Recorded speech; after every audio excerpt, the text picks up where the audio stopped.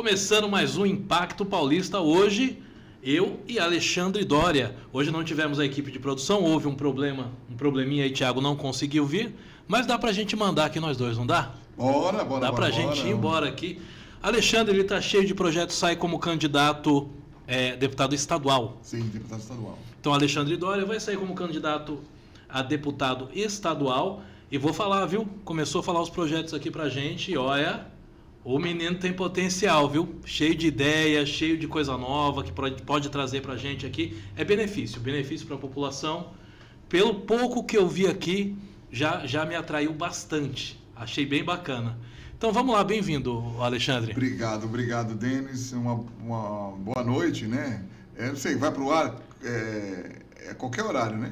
Agora eu já não sei mais quando é que vai, mas que vai. Bom, muito obrigado pela oportunidade de estar falando aqui, né, Denis? E de poder compartilhar com você e com o seu público essas ideias que a gente vem trazendo.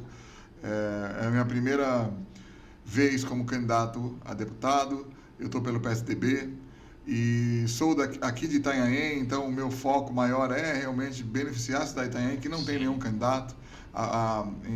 Os candidatos aparecem aqui somente na época de eleição e depois vão embora. Depois some todo mundo. E aqui é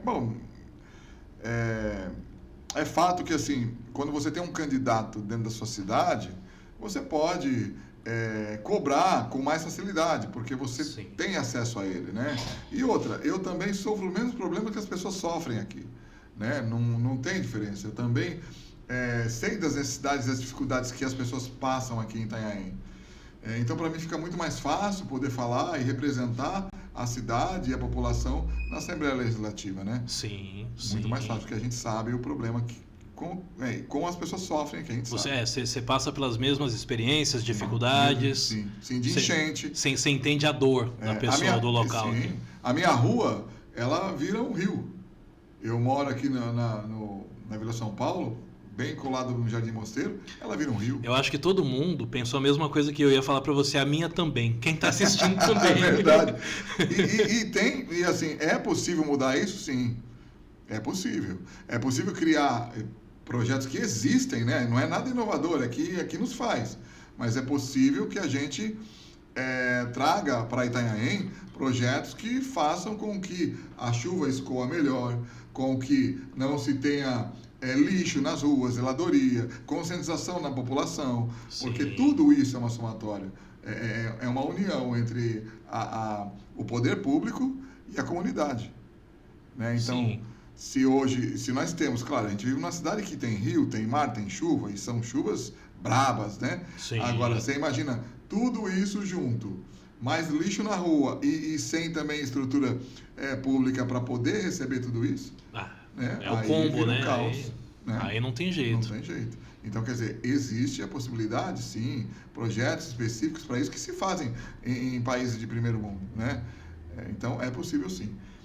Legal. E você trouxe projeto pra gente, aí eu gostei que a gente estava batendo um papo antes, você falando a respeito do nosso turismo. É uma cidade muito rica, né? Rica na parte ambiental, no turismo. Eu achei fascinante explorar essa ideia e trazer recurso, trazer benefício para a cidade em cima disso. Conta pra gente aí o que você tem, um pouquinho do que você tem. Então, Denis, Itanhaém, diferente de outros municípios que podem levar indústria, que podem levar empresas que às vezes não servem para Itanhaém porque pode poluir os mares, pode poluir o ambiente, então é uma cidade ambiental, né, que tem que tomar cuidado com isso. Então, devido a isso, e a gente tem 50 cachoeiras na cidade, uma extensão linda de praias maravilhosas. 50 cachoeiras. 50 cachoeiras. Você acha que conta nos dedos, talvez uma ou duas que as pessoas têm acesso, mas ninguém vai também, porque não tem estrutura de projeto onde as pessoas possam estar lá com as suas famílias, com segurança, né, tendo ali o comércio local trabalhando para que as pessoas possam ter ali um restaurante ou pousadas próximas às cachoeiras. Então, não existe. Então, é necessário que se faça uma programação, um programa específico para isso. Então, eu criei aqui o Turismo Sustentável e Desenvolvimento Econômico, porque o turismo é sustentável, ele não é ostensivo, né? Porque quando você fala de turismo, muitas vezes o cara pensa assim, eu vou receber turista aqui, então nós vamos desmatar, nós vamos fazer isso, fazer aquilo, criar prédio, criar um monte de coisa e acaba prejudicando a natureza, o que aqui Sim. é proibido de se fazer. Então, por que não utilizar as belezas naturais que nós já temos, que Deus nos deu, né, Exatamente. para poder trazer as pessoas de fora, para poder aquecer a economia, para poder gerar renda para as pessoas que moram aqui dentro. Como é que a gente pode estimar que as pessoas tenham uma qualidade de vida melhor se a gente não dá oportunidade para essas pessoas de trabalharem? Né? Então, quando a gente faz um projeto como esse de desenvolvimento econômico através do turismo sustentável, nós estamos fazendo o quê? Aquecendo a economia, fazendo com que as pessoas da cidade tenham a oportunidade de trabalho, e ao mesmo tempo a gente vai trabalhar a questão da conscientização ambiental. Sim. E o que vai puxar também para outros caminhos, como a conscientização de não sujar as praias. Ou seja, a minha ideia é que, através de um projeto como esse, onde a gente desenvolve o turismo sustentável, criando uma estrutura para que algumas áreas possam receber visitantes, com segurança e preservando o meio ambiente, a gente também automaticamente começa a abrir espaço para outros caminhos. Ou seja, se hoje não se fala, ou se fala muito pouco, e tem gente trabalhando nisso, mas muito...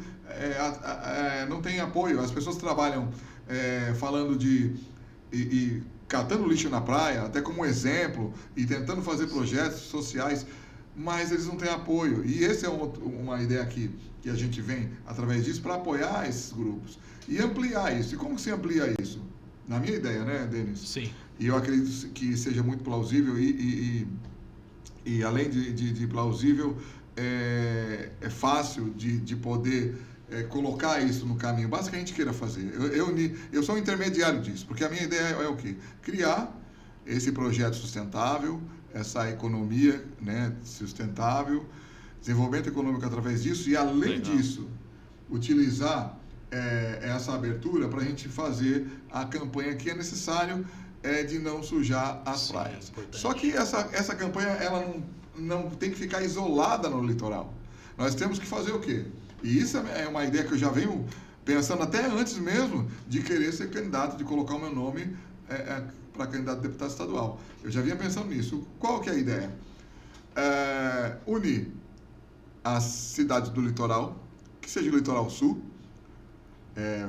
são 9 municípios no litoral sul, de Bertioga até Peruíbe, e aí a gente faz o quê? Reúne os prefeitos, reúne o governo do estado, reúne o setor privado e começa-se então uma campanha. E digo para você, isso não sai de dinheiro público. O poder público, as prefeituras não terão essa questão de ter que pagar para isso. Por quê? Porque você tem o setor privado para isso. Qual que é a maior visibilidade para o setor privado? É a propaganda, é a divulgação. Sim. Então, se você faz uma campanha que vem de fora do litoral, São Paulo, lá em São Paulo, na capital, então você começa a fazer a divulgação lá de uma conscientização de limpeza de praia. O cara que está lá no interior, ele vai ver isso, porque vai ser divulgado para lá, todas as televisões divulgadas as suas repetidores, divulgando para lá. Ou seja, quando a pessoa vem para cá, ela já vai chegar já sabendo que aqui nós temos um planejamento de conscientização. Né? Exatamente. Então, é um projeto que... Por que não sai nada do dinheiro público? Porque os empresários têm interesse em se aparecer. Eles querem mostrar o serviço e já vai usar como propaganda de si mesmo. Então, quer dizer, como um projeto, inclusive, que é muito bem visto, né, aos olhos das pessoas, é uma empresa que cuida do meio ambiente. Traz benefício para a sociedade. De qualquer forma, vai trazer benefício. Então, quer dizer, a minha ideia é que a gente faça um projeto como esse, divulgando de interior do estado, Grande São Paulo, capital, para quando essas pessoas chegarem aqui já saberem o ritmo que tem que ser. E, na verdade, não está sendo feito, isso nunca foi feito, né? Se faz aqui esporadicamente, seus municípios ali trabalhando, e muito município não faz, né? Poucos são os que fazem. quando faz, são associações, né, que querem trabalhar em prol do meio ambiente. Enfim, mas se a gente se unir para fazer isso, é possível fazer. Sim, Denis, eu não tenho sim, dúvida eu disso. acredito também. Não tenho dúvida disso. Porque o custo é muito baixo, né? E se tiver custo é do setor privado, que tem interesse E você vê que é uma questão de organização. Né? Você está organizando, está fazendo um projeto de organização e olha o tamanho do benefício que traz, né? Que você começou falando até das cachoeiras, de explorar essas áreas naturais. Você começa a trazer gente para cá. Explorar com consciência. Sim, explorar a beleza, né? Não explorar deteriorando a natureza, né? Explorar a beleza do local. E olha a magnitude disso. Você começa a trazer gente para cá. É rede de hotel, é comerciante local, é família empregada no empreendimento que vai levar o pessoal para a natureza. É um leque que se abre. E saúde mental. Saúde mental. Saúde mental. E isso pensando, primeiro, só aqui em Itanhaém, mas as cidades do interior também existem. Você colocando esse projeto em prática, outras pessoas vão falar, opa. Sim. Esse projeto na verdade, ele... Tanto que aqui é Turismo Sustentável e Desenvolvimento Econômico Itanhaém. Mas esse projeto, ele pode ser exemplo para outros municípios. Para que a gente, eu como deputado estadual, se vir a ser eleito, poder priorizar também em outros municípios ideias como essas. Né? Mesmo porque aqui é uma junção, né, de governo federal, governo do estado, prefeitura municipal, para que a gente possa, então, elaborar qualidade de vida para as pessoas. Né? Em São Paulo, eu sou de São Paulo, nasci e fui criado em Santos, mas eu passei uma boa parte da vida em São Paulo. Depois, na fase adulta, embora tenha nascido lá, me criei aqui no litoral, mas a qualidade de vida lá é muito ruim, porque não tenho o que fazer. Eu trouxe agora, eu decidi ficar em Itanhaém há quase 7 anos que eu estou aqui, por causa da qualidade de vida. Mesmo não tendo uma estrutura que a população necessita, mas eu pensei, tem as praias, os meus filhos estão presos na metrópole sem ter para onde ir. Não tem um lazer. Não tem um lazer. Né? Então, e aí vieram, aí corre na praia, joga bola, faz exercício, faz na praia.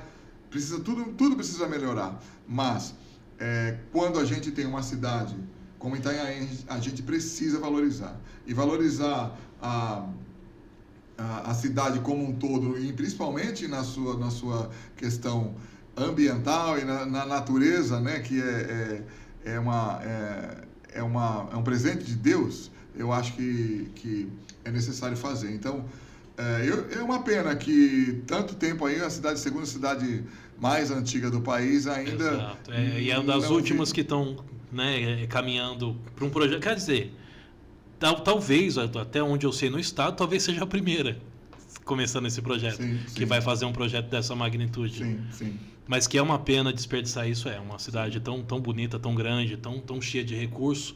E eu achei muito bacana, cara, essa ideia. Eu acredito que vai fazer muito bem para a população. Sim, tanto na questão de saúde mental, quanto também na questão de empreendedorismo, geração de renda, enfim. E outra coisa que eu vi, você é da causa dos animais também, né? Sou da causa, sim. Você é gateiro também, Sou né? gateiro. Tem alguma coisa para essa causa? Eu tenho, mas eu queria antes contar para ti como é que aconteceu isso em mim, né? Desde pequeno eu gosto de gato. Eu tinha gato. Quando eu morava em São Vicente, eu acho que eu tinha 12 anos. Tô brincando com os meus. Tá tudo arranhado. Que luta, né? Eles adoram, né? Essa brincadeira. E eu, desde pequeno eu gosto de gato. Então, quando criança tinha gato, aos 12 anos eu achei um gatinho, 2 gatinhos. Eu gosto de gatinho preto, quando eu via era a minha paixão. E levava para casa. Eu tenho 2. Gatinho preto é maravilhoso. Preto, eu tenho uma. E aí enfim, fui para São Paulo, né, na adolescência e tal. Acabei não mais me envolvendo com os gatos. Aí, porque eu gosto muito de gato e eu sei assim, para você ter gato ou cachorro, seja o animal que for, você precisa realmente ter aquela disponibilidade, porque você vai criar uma vida e ali é como se fosse um filho.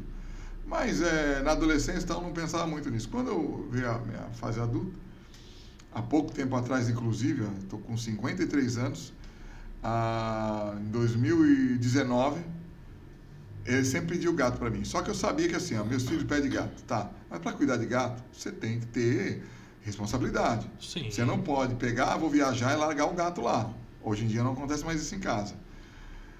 Compromisso, né? Tá. 2019 minha filha aparece lá. Eu tenho 7 filhos. Eu tenho 6 filhas e um menino. Uma delas apareceu lá e falou: ó, pai, é meu aniversário. A minha amiga me deu um gatinho de presente. Armaram pra mim, né? Armaram. Chegou lá, abriu a porta, chega a amiga e ela. Depois que jogou na tua mão, acabou. É Não. teu. E pior que assim, meu pai não vai negar meu aniversário. Porque ela tinha dito pra mim, você vai... Ó, eu quero um gato. Eu falei, não, vocês têm que saber cuidar. Vocês não vão cuidar direito, melhor não. Mas apareceram com a gatinha lá. Eu não tinha como mandar embora, aniversário, eu vou falar, não, tira o gato daqui, não. Eu olhei, Arquitetaram um plano perfeito. Eu olhei e pensei, Denis, isso vai sobrar para mim. Mas tudo bem, mas vou ensinar a ter responsabilidade. Aí, a gata ficou lá, foi crescendo e tal. O que aconteceu? Ela entrou no cio e tinha que castrar ela, mas eu estava esperando passar o cio para castrar. Só que 2020 a gente estava lá, veio a pandemia. Logo no início da pandemia, essa gata entra no cio, não podia castrar, porque não tinha como fazer. Não tem pra onde levar, não dá tinha pra pra onde sair. levar. O que aconteceu? Eu estava trabalhando internamente, né? Porque pandemia, trabalhando no home office. E aí perguntei para minha esposa, olha, cadê a Nana? A Nana, eu sentava numa cadeira, eu trabalhava. Como de dia era muito barulho, muita gente em casa, o que eu fazia? Home office, eu ia madrugada inteira, Sim. porque de dia eu não conseguia. E essa gata tinha uma cadeira confortável, que eu ficava com o computador aqui e tal, olhando, e ela deitava aqui, assim, ficava aqui, Sim. o tempo todo dia. Ou seja, ela não queria muito a minha filha, queria e gostou de mim. Né? Aí Claro, essa era a ideia desde o início. Acho que era. Esse era o plano. Era o plano. E aí, eu tô lá, cadê essa gata que sumiu? Aí eu peguei minha esposa, ela tá por aí, porque ela era pequena, se enfiava no lugar. Falei, não, mas essa gata nunca deixou eu ficar aqui. Não, mas ela tá por aí. De manhã cedo, ela não tava. Aí foram lá em cima, ela tava lá com um gato. Ela saiu, deixaram a porta de cima aberta, tava lá. Aí, você sabe, Aí né, pronto, o resultado. Aí é mais 5. Vieram 6. Nossa Senhora. Só que, como não... Eu via que não tinha essa estrutura da família poder cuidar de todos esses gatos, eu acabei tentando doar alguns. Doei para um amigo, uma amiga pegou um, mas eu doava aqueles que eu sabia que seriam mais difíceis de doar primeiro. Por quê? Você pega um gato bonito, que nem eu tinha um do olho azul, todo mundo quer. Há um preconceito. Pega aquele rajadinho, ninguém quer. Que coisa mais... Aí você vê aí nas postagens aí, adoção de gato. Tem uma laranjinha pra mim. Eu falo pra ele, você gosta de gato ou você gosta de cor? Então, toma Fanta laranja, compra uma Fanta aí. Não, laranjinha, como assim? Né? Não tem esse negócio, né, Denis? Gosta de gato. Aí, sim. Então, acabei doando, uma amiga quis uma pretinha. Aí doei uma rajadinha para uma outra amiga e um bem bonito, que todos são lindos, né? Mas digo, com olho azul. Sim. O diferentezinho. Para uma amiga, porque ela já tinha gato e ela cuidava de gato. Ela falou, não, agora eu quero um de olho azul. Falei, tá bom, eu tenho, vou te dar. Quero uma fêmea, tá com ela até hoje. E o irmão dessa fêmea, que era branquinho, eu chamava ele de branquinho, né? Ficou comigo. E aí... Os outros também acabaram ficando. Porque uma foi doado, mas aí falou, não consigo ficar. Eu falei, então me devolve. Aí eu tinha doado, minha filha ficou com um, devolveu. Então tudo aqui. Porque eu não dispenso. Se eu passar um gato na minha frente, na minha rua, e ele pedir comida ou pedir abrigo, eu vou dar um jeito de dar alguma coisa para ele. Esses dias eu estava em casa, a minha janela era de madrugada, cara. Eu não sei porque eu acordei quando veio um gato siamês. E a minha janela tem aquelas telas, né? Uhum. E ele fazia assim, como se quisesse entrar.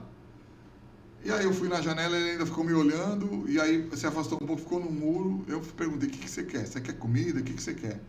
Você quer entrar? Não pode deixar você entrar, porque aqui tem 6. Se entrar aqui, vai virar confusão. Mas eu te arrumo. Danado. Aí ele pegou e foi. Só que aquele gato, há 5 anos, eu vejo esse gato passar todo dia do lado de lá da rua.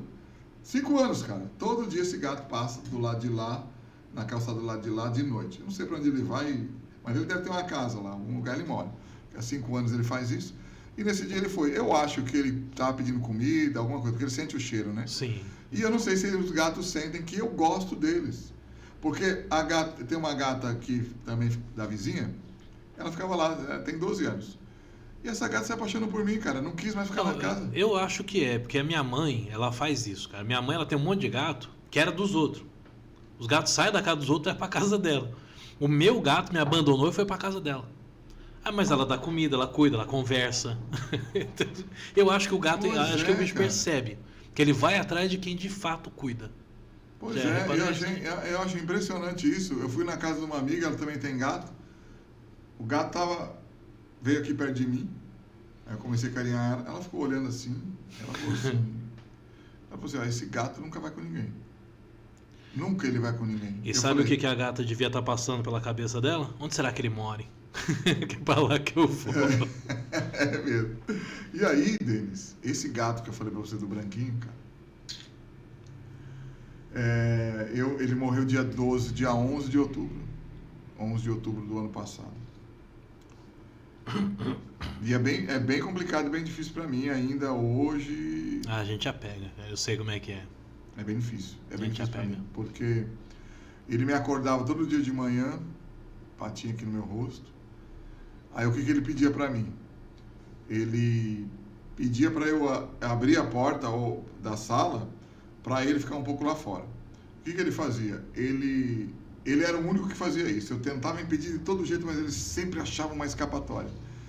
Ele subia a janela, subia, pulava, descia pela outra janela, parecia um macaco, cara. Eu não sei. Eu até penso, eu falava pra ele, na outra encarnação você era macaco? É porque você sabe, subia nas árvores, fazia tudo. E descia assim numa maestria. E aí eu deixava, ele ficava na janela deitado, olhando os passarinhos, isso 5h30 da manhã, às vezes 6 horas. E aí soltava, aí eu ficava ali, adormecia um pouco, abria o olho e lá estava ele no meu pé de novo. Ele só ia, voltava. Dava a voltinha dele, tomava o arzinho dele. Aí eu pensei, eu vou telar tudo isso daqui porque ele é perigoso, ele escapa, eu não quero que ele escape. Aí ele veio uma chuva em Itanhaém, muita chuva, e parecia que esse gato sentia, cara, que ele ia embora. É impressionante, eu não sei se o gato tem essa premonição, eu não sei o que acontece, mas quem tem gato pode comentar isso. Se alguém, né, tiver gato, pode comentar aqui, porque, gente, quem tem gato sabe que o gato só falta falar, né, Denis? Você tem gato, Sim, você sabe, só sim, falta falar sim. com a gente. E a gente entende o que ele quer, quando ele quer. E aí ele ficou, acho que uns 10 dias atrás de mim constantemente. Ele miava de medo. Ele ia no banheiro comigo todas as vezes, ele só queria ficar perto de mim. Só onde eu estava. Às vezes, de dia, eu chegava lá e ele pedia para mim, ficava miando, só ficava atrás de mim, e eu falava, o que você quer? Eu acho que eu sei o que você quer dormir, né? Aí eu pegava um colchão que tinha lá, jogava no chão, eu ficava assim, tipo, 10 minutos com ele, aí ele encostava em mim ali, nos pés, no meio das pernas ali, ele dormia. Aí eu levantava, ia fazer minhas coisas, saía e tudo. Igual um bebê.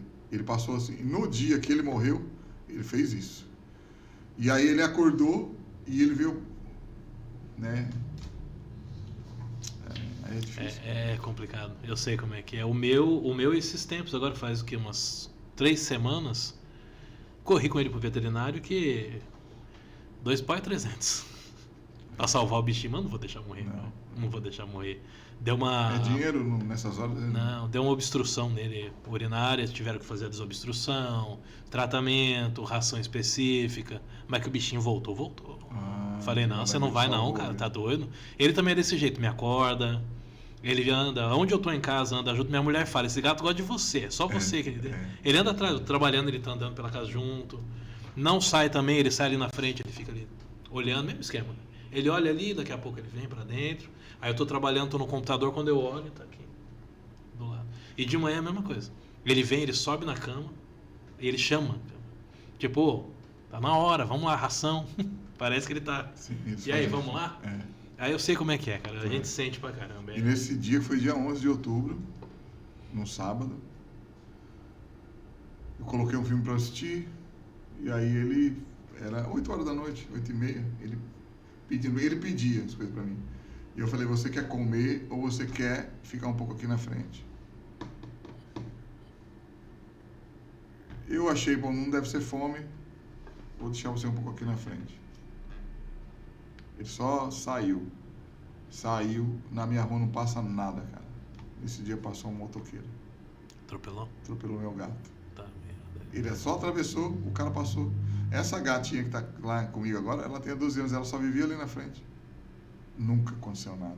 Com nenhum gato ali. Porque não passa carro lá. Ah, eu sei que pode ter gente que vai falar, vai criticar e tal, que deixou o gato sair e tal.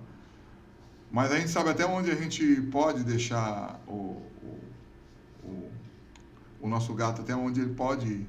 Eu estava presente, eu estava lá. Eu vi o que aconteceu, né? Ele não ficava sem monitoramento, ele não ficava sozinho, solto, ele não ficava. E foi uma fatalidade. E eu digo, volto a dizer, ele se despediu de mim. Ele passou dias se despedindo. Eu penso que os animais, todos eles têm um tempo. É um ciclo. Eu penso que existe um ciclo. Assim como o nosso. E eles têm algo para cumprir. Isso na minha opinião, tá? É algo para cumprir, é um tempo que ele vai ficar com você. É aprendizado, é conforto, é uma série de coisas que eles trazem. É um aprendizado do amor, né? Que Sim. inspira na gente que não mas assim, como tudo, chega uma hora que o ciclo termina. Eu acredito que eles têm sim essa ciência do dia que vai terminar, tem. Eu acredito, de verdade, eu acredito sim. E Denis, eu tinha falado da mãe dele, quando eu estava aqui, ela estava em São Paulo, e ela ficou com a minha filha. Ficou ela, o branquinho e um outro. Lá, há uns 5 anos atrás, 6 anos atrás. Eu vim em São Vicente, eu vim em Itanhaém, fui para São Vicente, falei, vou lá, porque eu tenho que pegar, né, trazer o gato para cá e tal. Só que nesse dia eu fiquei de quarta-feira, eu falei para ela assim, vou voltar quarta-feira. Na quarta-feira não deu, voltei na quinta. E na quinta-feira, quando eu acordei, eu estava dormindo assim, acordando, é como se ela estivesse perto de mim. E ela tivesse assim, eu ia acordar para pegar ela. É como se ela estivesse assim, me chamando, é estranho isso, não sei explicar, assim, é como se ela estivesse presente. E eu dormindo, era real. Quando eu acordei, minha filha me liga, a Nana sumiu. É incrível isso, a Nana sumiu. Eu falei, como sumiu? Aí não sei, ela estava aqui, acho que ela sentiu minha falta, veio 3 dias lá, falou assim, eu vou andar, não estou abandonado aqui. Gato faz isso. Sim. Cara, foi 15 dias de desespero, eu buscando todo lugar lá em São Paulo. E orando. Eu consegui achar essa gata por oração, você vai entender por quê. Eu coloquei papéis com a foto dela em todos os mercados, em todo local onde ela estava. 15 dias, cara. 15 dias. Eu tinha que vir embora pra cá, eu falei, e agora, cara? Essa gata vai aparecer, vai ficar na rua, e como que vai ser a vida dela? Aí aqui em Itanhaém, também voltando para São Paulo, aí me liga uma menina. Falou assim, olha, moço, eu encontrei uma gata que eu vi uma foto no mercado hoje de manhã, eu fui com a minha mãe lá, e ela está na casa de uma amiga minha, eu tenho certeza que é ela.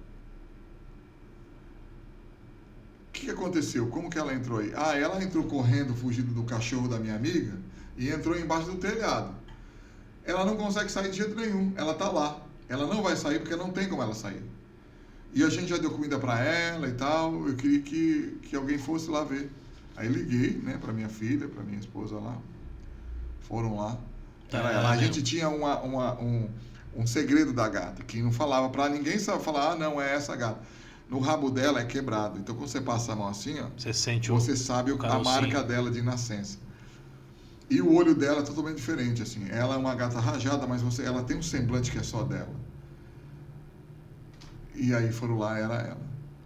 Porra, ainda bem, cara. Nossa, que alívio. Aí a partir daí eu prometi pra ela, sempre que eu puder ajudar os gateiros, os gatos, as pessoas que cuidam de gato, eu vou fazer. Bacana. E aí o meu gato morreu, que era o meu gato mesmo. Ela também era minha, mas só que assim, ela é da minha filha. E como ele foi crescendo, ela foi se afastando. Porque gato é assim, né? Sim. Ela foi se afastando. Ela ficou perdida nesses 15 dias. Ela voltou, não era mais a mesma. Ela já era mais arisca, mais brava. Mas quando ela chegou, ela reconheceu ele. Foi o primeiro que cheirou ela, cheirou ele. Eu vi pelo vídeo, né? Mandaram o vídeo que eu não tava lá. Aí conheceu a cachorrinha, que é a nossa cachorrinha Meg, ela cheirou e foi pela casa normal, né? Então ela voltou, mas ela já voltou com sequela de rua, só que não teve doença, graças a Deus, 15 dias de fome, não é brincadeira, mas ela aguentou firme. E tá aí, tá com a gente aí, saudável, perfeita, e acho que vai durar até mais que os outros, porque ela é brava, mas ela é tranquila. Na dela, né? Não mexe comigo que eu não mexo com ninguém. Bom, muito ela bom. É assim. E aí, através deles, cara, que isso foi aflorando em mim. Porque depois da morte Legal. dele, a dor é imensa. E aí, pra poder... Eu não nem assim, não consigo falar muito, sabe? Eu sei como é que é, fica tranquilo. Mas assim, Pode pular essa parte que eu sei como é que é, eu entendo. Eu fui fazer um show logo em seguida da morte dele, que eu faço música, né? E faço shows musicais. E aí eu cantei uma música em homenagem a música da Isa. Ela fez uma música pro filme Caramelo, não sei se você conhece. É uma série que saiu na Netflix, o pessoal aí deve conhecer. E a música dava certinho, cara, pro meu gato. Certinho, certinho. E eu cantei no show. Mas eu não conseguia cantar, né? Porque a banda tocando e aí a emoção vinha, eu não conseguia. E hoje falando mesmo assim, eu continuo luto. Ele diminuiu algumas coisas no sentido de que eu consigo conversar hoje melhor, eu consigo... eu já penso de uma forma diferente, mas eu não... Jamais, Denis, eu vou esquecer... Jamais, assim. Eu sei como é que é. E aí, é difícil. em homenagem a ele, eu falei, eu vou criar um projeto para ajudar todos, não só a questão das pessoas que cuidam dos gatos, mas de apressar e priorizar as leis para que essas pessoas que maltratam sejam punidas. Sim, e punidas como crime sim. hediondo. É inaceitável que alguém possa cometer crime de tortura. Sabe? O abandono já é um crime horrível.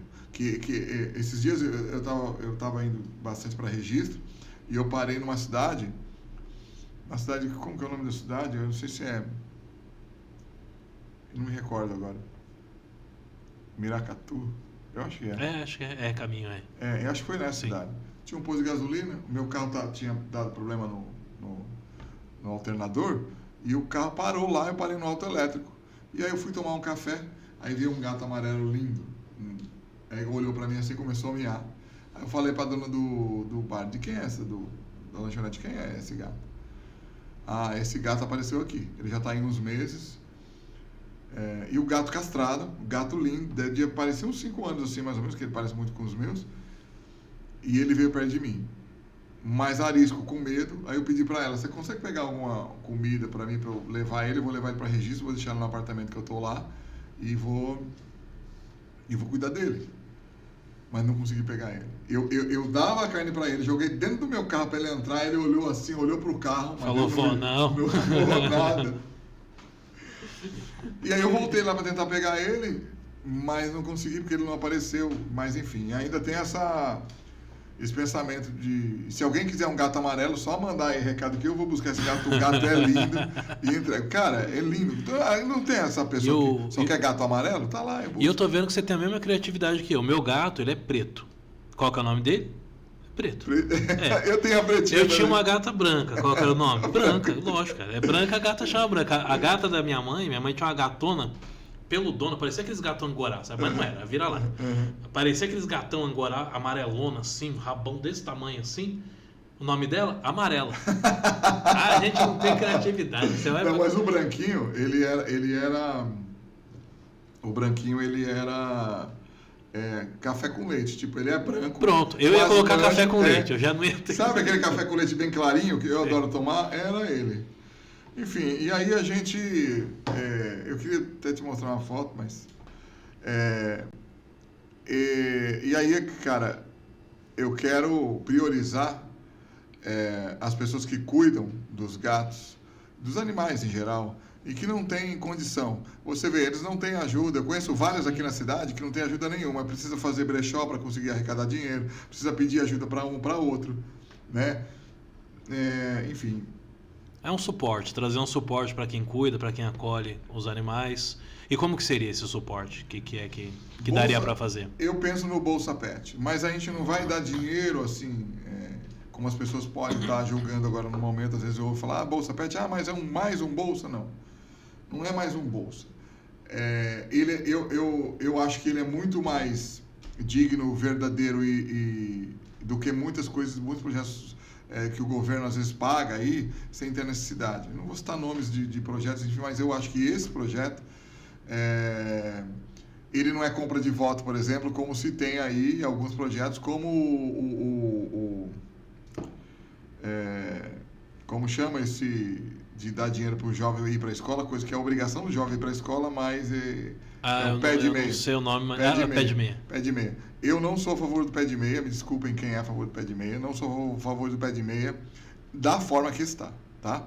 Porque, para mim, é mais um formato de, olha, vou te dar uma coisa aqui, mas lembre-se que somos nós que estamos fazendo, ou a deputado aí que está aí, federal que está aí, não vou citar nome, mas que se colocou, fez campanha em cima disso.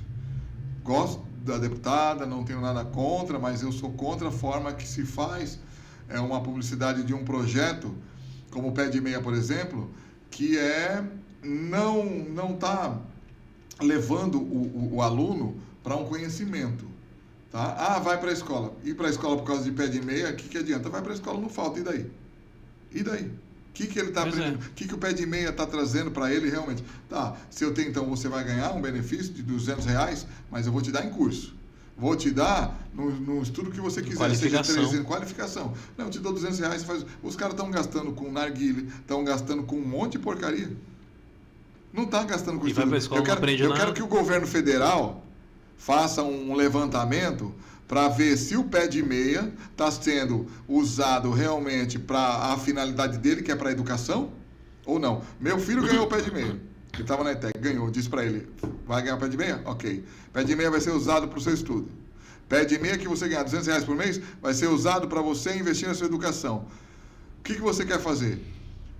Eu quero aprender fazer empreendedorismo. Tá bom, então você vai fazer o seguinte, você vai aprender, esse dinheiro pode servir para você estudar uma forma de empreender. A melhor forma de empreender para mim é a prática. Então você pode usar esse dinheiro para você recuperar ele de volta utilizando com o estudo, como se faz empreendedorismo. Tá. Mas ele quis então estudar música, então ele vai ser voltado para a música. Você pode então comprar um instrumento e estudar música. E foi usado para isso. Comprar livro. É para isso que foi usado. A minha filha agora está no pé de meia. Falei a mesma coisa. Mesma coisa. Porque eu não posso dizer que não vai receber um benefício que é o governo está mandando, porque ela está na escola. Então, se ela tem o direito de receber, receba o direito. O que você vai fazer é fazer o uso correto. Vai fazer que eles façam o uso correto, a aplicação para si mesmo, num aprendizado, em um aprimoramento pessoal. Aí ela falou para mim assim, eu quero ser veterinária. Tá bom. Aí, do nada, ela foi lá, achou uma gatinha na escola, gata doente, e ainda falei para ela, para você trazer um gato para casa, a gente tem que analisar como é que você vai colocar. Eu não estava aqui. Você não pode colocar o gato junto com os outros que estão doentes, porque você vai adoecer todos os outros que estão dentro de casa. Vai passar para todo mundo. Você tem que fazer o quê? Coerentemente, vamos estudar uma possibilidade. Vai ajudar o gato? Vai ajudar. Mas nós vamos ver como fazer isso. Tudo tem que ser planejado, não é bagunçado. Pegou a gata, tudo bem, graças a Deus, meus outros não tiveram, ela estava com uma gripe, não pegaram, graças a Deus. E ela foi, e aí eu falei, bom, como você vai fazer? Algumas pessoas vão ajudar, começaram a ajudar, mas foram saindo, sabe? Cada um deu um pouco de dinheiro, mas sabe que gato vai gastar, tá? Sim. Não é assim. E veterinário, você chega no veterinário, ele já olha, parece que é um cifrão na sua cabeça. Veterinário faz isso, e nós vamos falar mais sobre isso depois. E aí, não posso deixar, né, de falar isso, né? Isso aí mesmo. E aí, eu falei, então você tem o pé de meia, né? Eu não me importo, pai, vou usar o pé de meia. Aí eu falei, então você faz uma coisa, em vez de você usar o pé de meia somente para gastar, porque o que você vai fazer? Você vai aprender. Você vai aprender como cuidar desse gato, já que você quer ser veterinário. Você vai usar o seu dinheiro que você usaria para a educação, para você, então, se educar, já que você quer ser veterinária, o que é melhor para ele, o que é melhor na alimentação, você vai pesquisar como dar o remédio, como cuidar, até onde você pode fazer a higiene para não passar para os outros, tudo que você tem que fazer. Cara, era uma luta. Ela ia colocar remédio no gato com capa. Ela não gostava muito não, porque a veterinária falou, olha, você tem que ir, ela tem que estar isolada, o seu cabelo passa para os outros gatos. A sua roupa vai passar para os outros gatos. Sim, tem que estar com a paramentação. Tudo. Troca de roupa aí, ó. Você usa essa roupa. Ela gostava não, mas ela aguentou firme. Por quê? Bom. Porque ela escolheu, ela pegou o gato, então responsabilidade. Hoje a gata dá umas espirradas, mas não tem a gripe. Acho que é dela mesmo, sequela, né? Sim. Que fica. Fica alguma coisinha. Mas eu uso o pé de meia para que eles aprendam algo. Não vai usar para... Olha, se for um entretenimento educacional, educativo, aí eu vou pro teatro. Eu estou de acordo. Porque ele está utilizando para educação, para cultura. Não tô... não, eu vou para balada. Não vai. Com esse dinheiro, não. E nem vai, né? Porque eu já nem libero tanto nem assim. com dinheiro nenhum. Então, para a questão do pet, do Bolsa Pet, eu penso assim, eu conheço várias pessoas que cuidam de animais aqui e que elas não têm a condição de ter ração, de ter alimento, de ter remédio, de ter veterinário e precisam de auxílio. Sim. A prefeitura não ajuda. Aqui, esquece, não ajuda. E acho que em todo... na grande maioria dos municípios, as prefeituras não ajudam. Mas não é porque não tem verba para fazer, é porque não planejou, não programou para isso. Entendi. Se programar, agora é lei, né? Virou lei agora que o município é obrigado a dar estrutura para poder cuidar dos animais, para poder proteger, poder dar... Porque, inclusive, saiu uma lei, se eu não me engano, que se você atropelar um animal na rua, agora você é obrigado a socorrer também. E eu acho legal, bacana, tem que socorrer, não vai deixar o bichinho agonizando lá. Vai socorrer pra onde? Pois é. Você vai levar pra onde? Pois é. Porque tem clínica aberta aí, meu gato eu levei de madrugada, mas eu paguei. Sim. E aí, quem não tem condição? Vai levar pra onde? Então, acredito que dê pra estender também, Sim, né? Pra esse tipo de esporte. Exato. Porque você tem... veja bem, tem os cuidadores e tem pessoas que têm animais que não é o protetor ou o cuidador, mas que ele tem animais porque ele gosta e não quer deixar o bichinho na rua e acaba pegando e acaba ficando com 6, que é o meu caso. Eu tenho 6 lá. E tem outros que a gente ajuda. Mas, veja bem, tem gente que pode ter 10, 12 gatos e, às vezes, não é fácil você ter um número de gatos ou de cachorro para você cuidar. Eu tenho um amigo que ele tem, acho que 12 cachorros e ele pega. Precisa de auxílio também, porque não é fácil. Então, quer dizer, não é porque, de repente, o cara mora num local... E que de repente o cara acha, não, mas ele mora num local bom, ou ele tem um emprego, mas, cara, cuidar de animal é caro, não é fácil. Não adianta só lá da ração, não. Né? Então eu penso o seguinte, com o Bolsa Pet, a pessoa vai fazer passa pelo CRAS, ela vai fazer então um estudo do que ele tem lá, quantos animais tem, quanto gasta por mês e tal. Então, o sistema vai então gerar para ele um valor X para poder ter de acordo com o que ele pode utilizar. Porém, é utilizado somente com cartão de compra, não usa o dinheiro para outra coisa, ou seja, ração. Então, as lojas terão convênio com o governo do estado. Hoje você tem esse negócio do Vale Gás, né, que as pessoas utilizam, e aí tem os postos de gás que tem o convênio com o governo federal. É a mesma coisa. Então, com o governo do estado de São Paulo, essa é a minha ideia, que essas lojas de pets, de ração, tem um convênio. Então, a pessoa vai lá e compra a ração. Veterinários, clínicas veterinárias que também tem um convênio, né? E aí a pessoa vai lá e utiliza. Então isso pode ser, como é estadual, qualquer município vai poder utilizar e qualquer loja pode ser conveniada, né? Quanto mais, melhor. Agora, onde eles vão comprar, cada um decide onde vai comprar. Então eu acho que dessa forma a gente consegue auxiliar, porque eu vejo pessoas tendo que fazer brechó, que eu acho que tem Tudo bem, não tem problema nenhum. Mas eu vejo pessoas que se dedicam integralmente para cuidar dos animais e não conseguem trabalhar. E o trabalho deles é esse, né? Outra coisa que eu faço também é ajudar a pessoa se regularizar. Então, se ela tem um número de animais que ela precisa se regularizar para poder ter benefício da prefeitura ou do governo federal, estadual, é regularizar. É ajudar ela a orientação para que ela entre e faça um estatuto, né? Tem as pessoas que vão orientar como fazer ou fazer, né, para ela, propriamente isso também entra dentro do projeto. Legal, né? Bacana. Tá com um leque bacana aí de projetos. Sim, eu acredito que vai trazer benefícios, sim. Sabe por quê, Denis? Eu penso o seguinte, Denis, a gente não pode entrar na política para fazer número, para fazer pensar, eu vou entrar porque eu assim, você vê um monte de desculpa, meus amigos artistas, não é nada pessoal, mas você vê muita gente, ou esportista, que ele termina uma carreira, ele não está indo muito bem, e aí ele corre para a política, né? Corre para a política para poder ter o salário dele ali. Então ele está pensando primeiro no quê? No salário. Quer dizer, não é o benefício da população, é o benefício de si próprio primeiro, para depois... A consequência dele fazer um projeto ou outro vai ser depois que ele começar a ganhar o salário dele mensal. E aí ele vai pensar, bom, eu estou tranquilo aqui, que eu já estou com meu salário mensal garantido por 4 anos, agora eu vou começar a pensar no que fazer. Você pode ver, se você olhar aí as propostas políticas, não tem.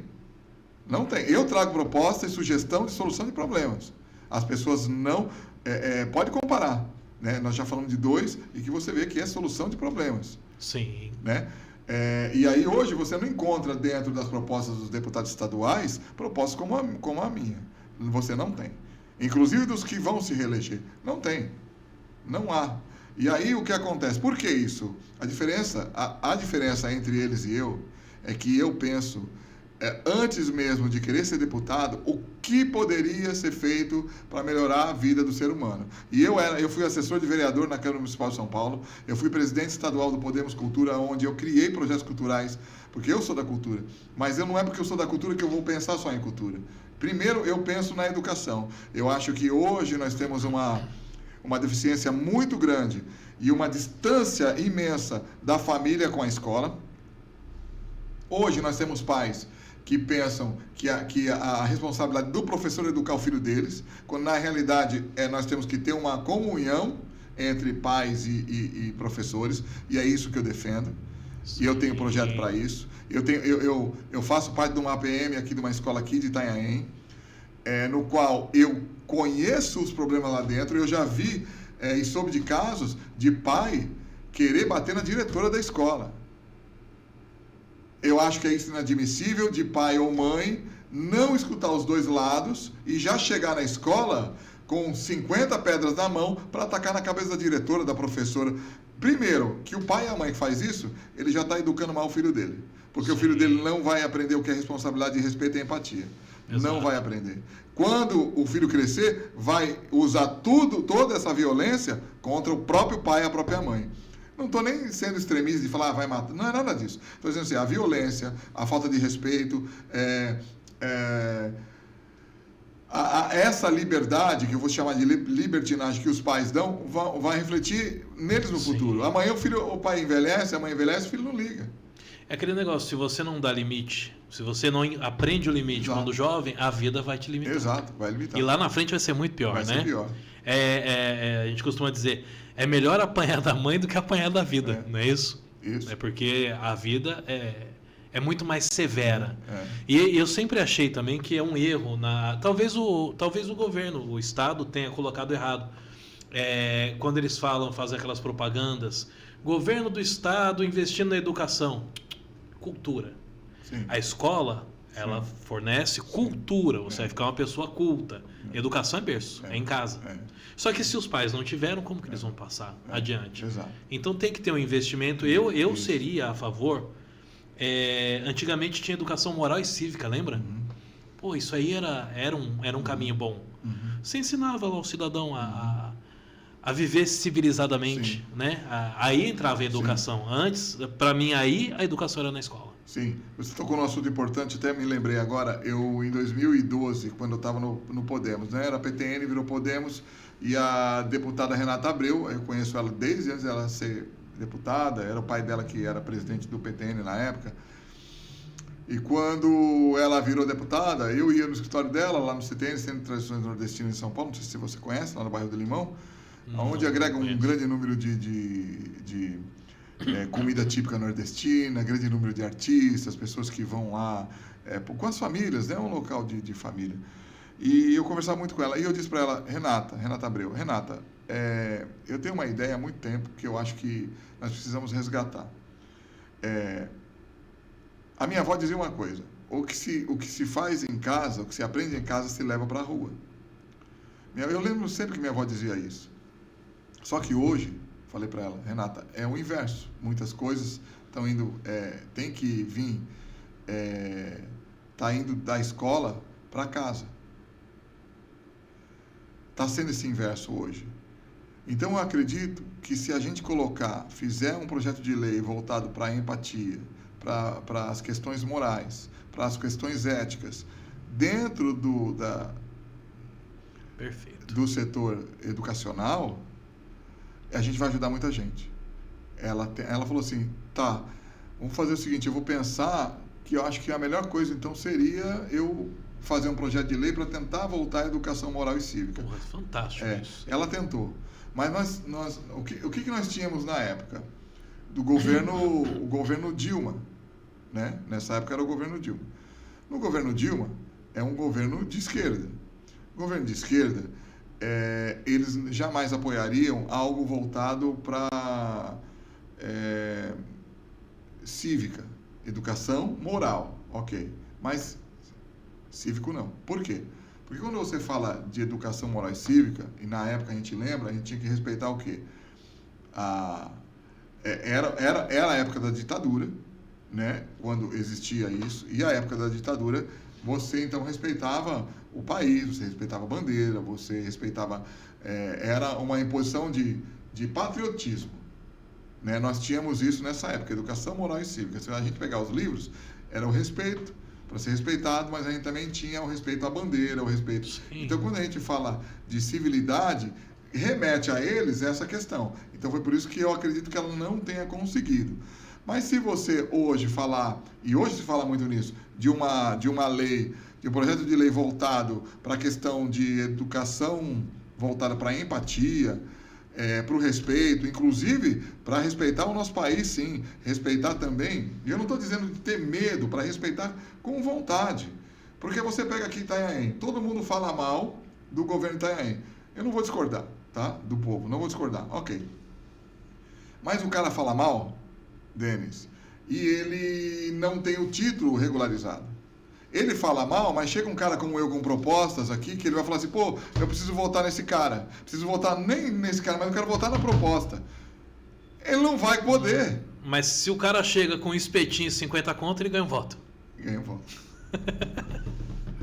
Entendeu? Então, quer dizer, isso. Então, quer dizer, agora quando voltando para a educação, que você está falando é totalmente pertinente. Eu sou a favor, e inclusive, os deputados federais que eu conheço, assim que eu for eleito estadual, o meu compromisso também é perturbar os federais para poder levar projetos de lei. É o seguinte, não cabe a mim, cabe ao federal, mas estamos juntos nas bases para poder fazer esse projeto de lei acontecer, que seria, na minha visão, inserir dentro da escola essa questão dessa educação moral.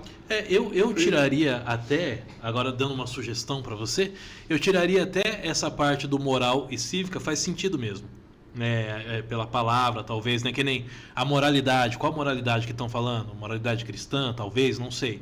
Então, tirar esses nomes e coloca ética e disciplina. Isso, ética e disciplina. Já pensou se ter aula de ética e disciplina? Para você aprender a respeitar um idoso, uma pessoa que tem uma deficiência, né? Você se respeita, porque no futuro você que é o idoso. Isso, então a pessoa começar a aprender isso desde pequeno.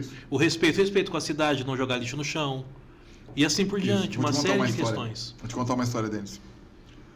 Minha filha, eu tenho 7 filhos, 6 meninas e um menino. Uma delas, eu acho que eu vou fazer igual o Silvio Santos, acho que era a minha filha número 3. Ela estava com 4 anos, eu tenho uma filha, essa que pegou o gatinho, ela nasceu com uma formação congênita. Ela nasceu sem a mão esquerda, com uma pequena deficiência nos pés, nasceu de 6 meses e meio, com 90 centímetros, assim... nasceu lá na maternidade Vila Nova Cachoeirinha, que eu achei que foi uma referência gigantesca. Até hoje eu homenageei aquele hospital, porque foi referência para ter prematuros. E fantástico, ela sobreviveu por causa do trabalho deles, né? Ela nasceu assim, a mãe dela estava lá na mesa, eles querendo dar... Isso é uma coisa que eu também, não sei, eu não sou médico, mas eu acho tão terrível isso, ficar dando a injeção na mãe para segurar o bebê, até a hora que eles acham que no ultrassom está dando lá. Só que a minha filha não esperou, iam dar a injeção nela, quando o médico virou para pegar, ela saiu. Ela falou, opa, já estou por aqui. 6 meses e meio, 90 centímetros, prematura. Está aí até hoje, linda, estudando musicoterapia, querendo ajudar as pessoas através do que ela sabe que a música faz diferença na vida das pessoas. E aí, a minha filha, que é 3 anos mais velha que ela, a gente estava no trem, lá em Franco da Rocha, e eu esqueci a mochila dessa minha filha, que ela tinha bilhete único, todo, porque é de deficiente, carteirinha de ACD, tal.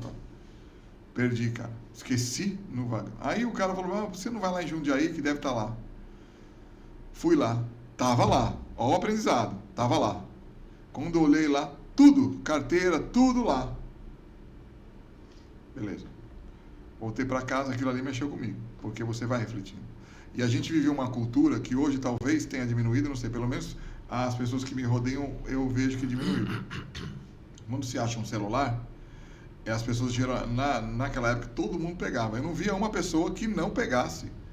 Eu não conhecia uma pessoa que pegava o chip, arrancava e jogava fora. Uma cultura errada, a má cultura, que a gente vai falar também se der tempo, que nós temos. De se beneficiar com as coisas dos outros, né? E aí, a minha filha, essa filha que é a mais velha, que estava nós 3, um dia foi para casa da mãe dela, esqueceu o celular dentro da lotação em São Paulo. E aí eu recebo uma ligação de uma mulher. A mulher falou assim para mim, olha, o negócio é o seguinte, eu achei um celular aqui na lotação do meu filho de motorista, e está aqui no ponto final, está na minha casa. O meu filho não queria entregar não, mas eu estou obrigando ele a entregar. A mulher falou isso para mim. Aí eu falei assim, então dá o endereço. Eu fui lá, peguei. Aí quando cheguei em casa, falei, filha, seu celular foi devolvido. Eu acho que ela tinha 9 anos, cara. Seu celular foi devolvido e com essa lição você vai aprender uma.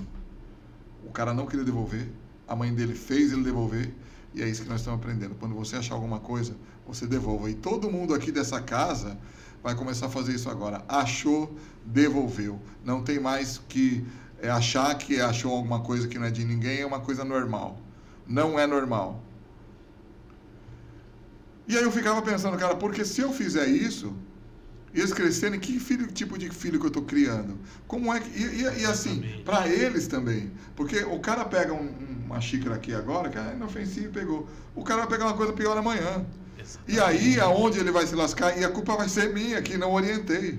E sabe uma questão de consciência? Por exemplo, se você acha uma carteira, tem R$100 dentro. Uhum. Mas tem identificação, tem documento, tem tudo lá da pessoa. Uhum. Tudo bem que você devolve os documentos, tirou aqueles R$100. Você percebe que você não vai ficar rico, mas você vai atrasar o lado de quem contava com aqueles R$100 para pagar uma conta? E é essa consciência que as pessoas não têm por conta de uma cultura errada. E essa cultura vem da onde? Quando você pega um atestado falso para jogar numa empresa, que você quer ganhar um diazinho. Exato. Quando você cola numa prova, quando você é criança, você está enganando alguém.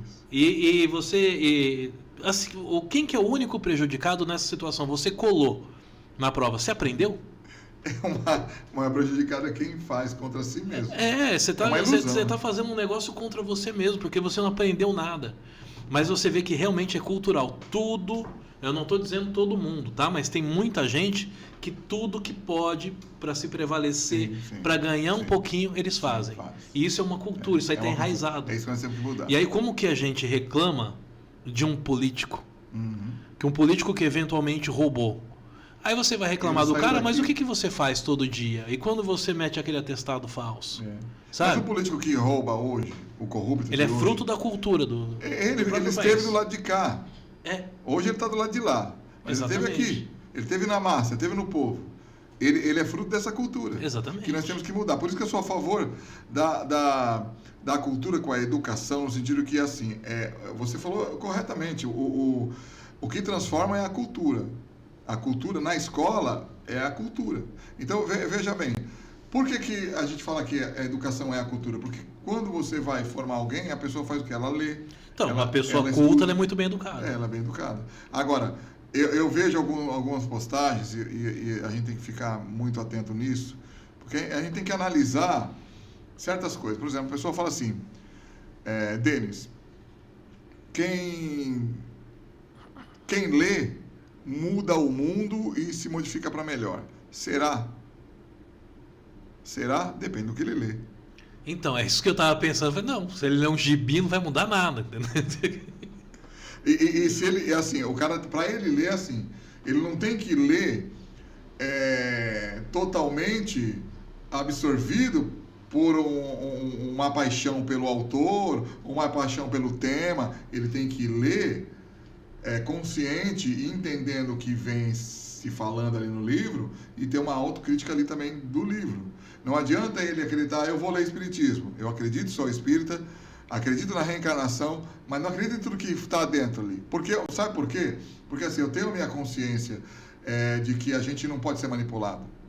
A gente tem que ter a nossa concepção e primeiro de tudo, dentro dessa concepção, a primeira coisa é aquilo que tem que entrar dentro da educação, que é não fazer para o outro o que eu não quero que façam para mim. Jesus deixou um legado que assim, não precisa falar de religião para você colocar os ensinamentos deles dentro das escolas, né? Então, dentro de qualquer estudo, a gente tem que primeiro entender o que está sendo dito ali e entender por que eu concordo. Por que eu concordo que exista, vamos supor, vamos falando de religião, eu não gosto muito de tocar esse tema, mas assim, por que eu concordo que existe inferno ou não? Por que eu acredito se existe mesmo um mal maior que Deus, como o diabo, ou que quer ser igual a Deus? Eu tenho que ter essa noção. Por que eu acredito, então, em vida após a morte? Eu entrei nesse tema porque só para comparar. Sim. Por que eu acredito? Então, assim, a fé, ela tem que ser raciocinada. Então, quando você pega centenas de pessoas, eu não estou falando de igreja, não, porque assim, a religião, as pessoas utilizam muito para isso, seja qual for, tá? Seja evangélica, seja católico, seja espírita, seja protestante, seja até religião inventada, que inventam religião, né? Não é verdade? Sim. Inventam seitas, né? Para quê? Para poder escravizar um certo grupo de pessoas. Você fica refém daquilo. Fica refém. Por que o conhecimento liberta e quando a gente está dentro de uma seita, sei lá, uma religião ou um dogma ou algo que te eleve para Deus ou para o melhor, tem que libertar, tem que nos libertar. Justamente por isso, porque quem traz o conhecimento, ele não quer você preso a ele, ele quer que você seja autossuficiente para passar para outros. E foi isso que Jesus fez. Quando ele traz o evangelho, na minha visão, ele está fazendo isso. Agora vem o homem, escreve o evangelho ao entendimento dele, e vem alguns interpretam de um jeito, outro de outro, para poder manipular o e ainda usa a doutrina do medo. Se você não seguir isso aqui que eu estou falando, que eu entendi aqui, sim, você vai para o inferno, vai queimar a eterna. E aquele papo todo. Exatamente. E aí, resumindo o que você disse, dois pontos importantes, né, no estudo. Interpretação de texto e discernimento. Ponto. É isso que a pessoa precisa ter. Interpretar o texto e ela ter o próprio discernimento. Você sabe, todo mundo sabe até onde vai o bem, até onde vai o mal. Ponto. Agora hoje está mais fácil, né? Você pega lá o não entendi, pega o textinho, coloca lá no GPT, ele vai explicar para Mas você. é o discernimento dele, né? Não é o teu. Não é o teu. Mas aí você, através daquilo ali, você tem que pensar. Você tem que analisar. Você tem que chegar a uma conclusão. Não, porque o fulano falou, está falado, né? Tudo que eu trago aqui, nesses projetos que eu venho pensando, tudo tem um motivo. E qualquer pessoa que pode questionar, eu vou responder com um motivo, né? E por que é importante se ter? Nós temos aqui, eu falei do Bolsa Pet, por exemplo, quem é inquilino, isso aqui também ninguém se fala. Quem é inquilino, não sei se você já foi inquilino, se você é inquilino, eu também sou inquilino, e a gente sabe o seguinte, eu falei para você agora há pouco do gatinho amarelo, e que eu estava indo para registro, que ia levar ele para um apartamento, certo? Um apartamento que eu aluguei lá porque o meu filho estava fazendo faculdade lá em registro. O que acontece? Quando eu cheguei no apartamento, eu tinha que alugar rápido, porque senão eu tinha caindo de Itanhaém para lá, o custo é muito maior, não compensa ir para a faculdade ficar o dia todo e ter que levar ele, eu tenho coisa para fazer, né? E para ele também, que não dirige, não dava. Então, o que eu fiz? Aluguei. Só que você só conhece quando você aluga, o que você aluga quando você mora. Certo? E aí eu estava lá, olhando para as paredes, olhando para os problemas, era muito abafado, o calor imenso, eles construíram um prédio novo que não tinha ventilação, tinha as duas janelas grandes, mas registro, quando bate o calor lá, é terrível. Então tinha que ter lá um ar-condicionado, tinha que ter uma estrutura melhor de ventilação no prédio. Aí eu fiquei pensando, ainda num local onde ermo, que você precisava de uma segurança melhor. Tá? Isso era um problema que tinha lá. E insetos, porque estava bem na frente, uma cidade de Imagina como é que interior. Se você dormir com a janela aberta, você acorda no meio do caminho com os pernilongos te arrastando pro mato lá fora. Mas você não precisa nem dormir. Chega 4 horas da tarde, não é só pernilongo. É todo tipo de inseto. A lâmpada atrai eles. E assim, todo tipo de inseto. Todo tipo de inseto da noite. Você não dorme. Aí eu pedi para colocar a tela, porque mesmo na tela, eles passavam por ladinho assim, ó. Sabe? Puxa a lateral e vai. Num vãozinho eles vão passando. Bom, enfim, o que acontece? Quando você não conhece, só vai conhecer só quando mora. O que eu pensei? É que o inquilino, ele tem que ter um direito. O direito de poder desistir do imóvel até 60 dias. Para não pagar multa, para não ter que pagar. Interessante. Pois é, porque, cara, por isso que eu digo para você. Porque a surpresa é depois que você tá lá, né? Não é antes, você não tá vendo nada. Você vai pagar o que você comprou. Ah, tá, paguei o aluguel, eu vou pagar. 1 mês, 2 meses. Mas você não vai ter o compromisso de continuar com o contrato. Você precisa ter experiência no local, exatamente. E o que acontece é isso. Então, o meu projeto de proteção ao inquilino, né? Então, essa proposta é para proteger o cidadão que aluga o imóvel. O que acontece aí, Denis? Eu acabei de dizer para você, eu estou em Itanhaém já quase 7 anos, 6 para 7. A gente está aqui vivendo o que a população vive. Eu morei muito tempo na periferia de São Paulo. Eu sei o que a população vive.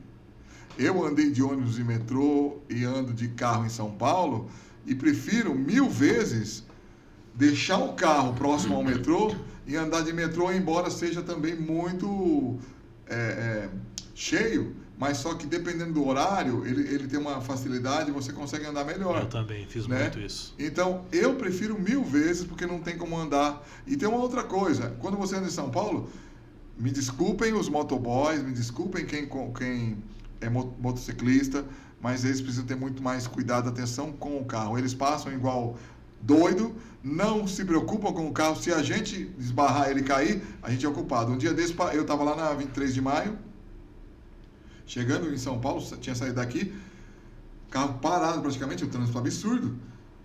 Os caras passaram um atrás do outro. Um bateu no meu retrovisor, quebrou o retrovisor, rachou, tá rachado, só não caiu. Tá um racho lá, 2. Ele viu, mas foi embora. Eu ia anotar a placa dele, mas eu falei, cara, sabe? E assim, dava para passar porque todos passaram, mas não, ele desequilibrou e, bateu. Agora, eu não sei se você sabe, mas o meu amigo Mário Covas, vereador, ex-vereador de São Paulo, o pai dele, o nosso finado, o Mário Covas, que foi um dos fundadores do PSDB, né?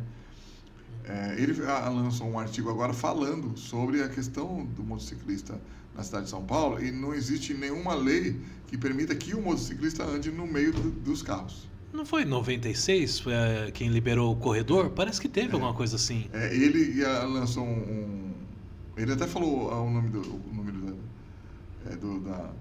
dos projetos de lei que não tem essa Eu acho que surgiu algo. Em 96 foi liberado. Você vai dar uma pesquisada. Mas, mesmo assim, a prefeitura libera ali a questão do corredor de moto ali para eles poderem, né, trafegar. Enfim, eu acho que é necessário a gente ter uma fiscalização mais ostensiva nessa questão. Sim, concordo. Porque eles são muito abusados. Eu acho que eles... eu não sei, Denis, se é uma falta de experiência. Talvez não dirijam carro, dirijam só moto. O que eu penso que ia mudar bastante você pode fazer corredor, desde que você não faça a 100 km por hora numa via que é 60, que é 50. Eu acho que já seria razoável, né? Mesmo assim é perigoso, porque a moto se encostou, foi embora, né? Então eu acho isso muito viável, se houver uma regulamentação ou uma fiscalização maior em cima disso, porque realmente, para acontecer um acidente grave é um susto. Você está aqui, você tomou um susto, puxou um pouquinho, matou alguém. É perigosíssimo. Então, sou muito de acordo. Trazer um projeto dessa natureza é muito bom, muito importante. Salva a vida. Sim. Agora, o projeto do inquilino é importante para as pessoas que estão aí. Eu queria deixar registrado aqui que esse projeto do inquilino é importante para você que mora de aluguel, para você que também aluga para trabalhar, né? Para você que paga aí isso para tanto faz, pessoa jurídica ou física, a lei vai ser para todos, porque assim, entrou no imóvel, tem o direito de ficar 2 meses e recusar o contrato e mudar em 2 meses se eu quiser, pago, tá lá, inclusive assim, como tem o depósito anterior, muitas vezes, então ele pode até depois descontar desse depósito e não tem problema nenhum. Eu acredito que possa fazer Legal. Isso, porque vai voltar, né, para o cara de qualquer forma, ou então paga e volta o depósito, vai ser devolvido. Não tem essa questão de ter, ficou 36 meses, então você vai pagar fiquei 2 meses, vou ter que pagar os 34 meses, né, o percentual de 34 meses aí. Não vai ter essa multa. Legal. Não vai ter. Então, quer dizer, eu acho que tem que ter isso. Mas para isso, gente, precisa conhecer mais os meus projetos. Hoje eu estou numa pré-campanha ainda, não posso falar número, não posso pedir voto, não posso fazer nada disso. E tanto que eu não estou, né, nessa... Eu só estou divulgando mesmo para que as pessoas conheçam. Você está passando as suas ideias de possíveis benefícios. Muito bom. Cara, eu só tenho a agradecer, gostei demais, foi um baita de um bate-papo mesmo. E tem mais coisa, eu preciso voltar, viu, Denis? Sim, mas vamos organizar para fazer um ao vivo, porque esse vai sair gravado. E aproveitando, eu queria falar dos nossos patrocinadores. John Lares vai aparecer no rodapé aqui, aproveitar que está gravado, né? Que não tem agora os operadores para jogar aqui. John Lares, procura ele, tá? Material de construção, tudo para você construir a sua casa, seu imóvel, para você reformar. John Lares, tá? Coast Contabilidade, os caras, vou falar para vocês, viu? Não é aquele contador que fica jogando boleto falando paga aí. Os caras têm estratégia, têm reunião, planejamento, meta, é diferenciado, tá? Então, Coast Contabilidade, tá aqui em Itanhaém, no centro de Itanhaém, vai aparecer o endereço e o telefone aqui também.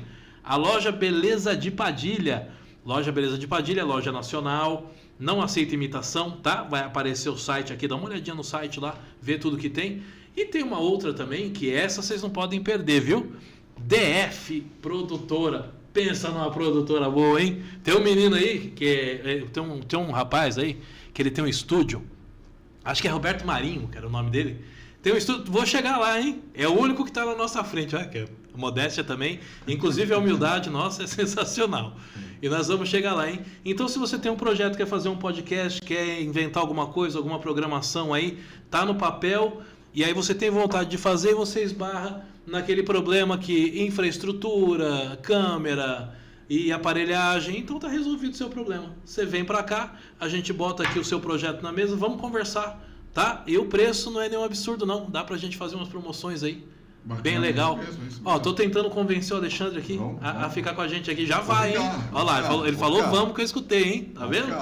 Gente, é isso. Obrigado, Alexandre. Quer fazer considerações finais? Quer mandar um abraço pessoal? Falar mais alguma coisa? Eu gostaria de ainda deixar para uma próxima vez, que não dá mais tempo, mas de falar do Rede de Proteção de Família e da Mulher, que eu também criei. É um projeto inovador que tem, onde a gente vai colocar um sistema direcionado para a proteção e defesa da mulher, onde todo mundo, dentro de um aplicativo do governo federal, do governo estadual, vai ter esse aplicativo no celular. E esse aplicativo ele serve como: se você vê um crime, vê uma violência contra a mulher, vê uma violência contra a criança, você vai acionar o seu aplicativo e esse aplicativo imediatamente ele vai avisar simultaneamente a Guarda Municipal, a Polícia Militar, a Polícia Civil e os órgãos de proteção nesse mesmo momento. Por que isso?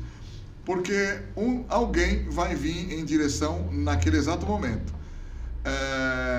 Quando você aciona isso, Denis, você está acionando vários setores ao mesmo tempo dentro do sistema integrado. Não existe como, por exemplo, vou ter que ir na delegacia agora, depois de uma tentativa de homicídio ou de uma agressão contra a mulher, contra a família, contra quem quer que seja, porque automaticamente você está vendo e você já está avisando. Não vai ter que esperar, não. Sensacional. Você já está avisando. Muito bom. Não, a Polícia Militar chega rapidamente. Por quê? Porque cai diretamente lá. O sistema do governo, ele não tem como não cair. Ele cai lá. E outra, evita trote, né? Porque você está avisando do seu celular. Não é nenhum cara tem uma que tá identificação, ligando, tudo preciso ali, GPS. A pessoa não é obrigado, e assim, claro, tem a questão da proteção dos dados. Quando você ficar, vai estar protegido, mas a polícia sabe que assim é seguro. Por quê? Porque está dentro do sistema. Mas os seus dados estarão seguros, que ninguém vai saber. Agora imagina, uma pessoa vê um assalto acontecendo aqui, e aí vê outra pessoa está vendo, imagina, 2, 3, 4, 5, 10 pessoas todo mundo acionando o sistema. Quer dizer, é um sistema aí integrado. aumenta a emergência, eles sabem que tem um negócio grave e já desloca. Exatamente. Muito bom. Sistema integrado de proteção à família e à mulher. Sensacional. Eu tenho mais projetos para a gente. Por isso que eu tenho certeza que a população, quem não tirou o título de eleitor, vai se arrepender e falar, cara, eu queria ter tirado o título. Muito bom. É isso então. Manda um recadinho? Ou... Não, eu quero agradecer a presença de todos que assistiram e que estão aí, que pode, inclusive, compartilhar, convencer as pessoas que existe uma liderança nova em Itanhaém, existe uma nova liderança no litoral de São Paulo, existe uma nova liderança no estado de São Paulo, com projetos inovadores. Eu gostaria muito que quem quiser conversar comigo, posso deixar o telefone? Claro, por favor. O meu WhatsApp, que há anos está comigo e vai continuar sendo, não vou mudar. Você pode falar comigo no DDD 11 98339 1617, minha rede social, Alexandre Dória, Alexandre_Dória_oficial, tá bom? Só me chamar também no Instagram. E a gente vai conversando, porque eu quero ouvir as pessoas, viu, Denis? Legal, bacana. Porque as pessoas precisam falar para a gente poder saber também o que propor, né? Então, quem manda é a população, não tem jeito. Sim. O cara chega lá depois de eleito e acha que ele que manda, mas é uma ilusão. Quem manda é a população. O dia que o povo souber realmente da força que eles têm, só para terminar, são 40 milhões de pessoas que não votaram nem na esquerda nem na direita. Eu não faço parte da polarização. Eu faço parte do trabalho de gestão e de solução de problemas. Por isso eu não ouvi eu falar mal de ninguém. Não vou falar. Eu falo de solução. Projeto, ideia. Falei um nova. pouquinho do pé de meia, mas não falando mal do projeto. Mas é que eu acho que ele deve ser mais fiscalizado tem que lapidar. E direcionar. Tem que ser mais bem lapidado. Eu acho que tem que ajudar sim, o estudante, mas tem que direcionar. Perfeito. Obrigado, Denis. Um grande abraço a todos. Imagina, eu que agradeço. Valeu, gente. Até a próxima aí.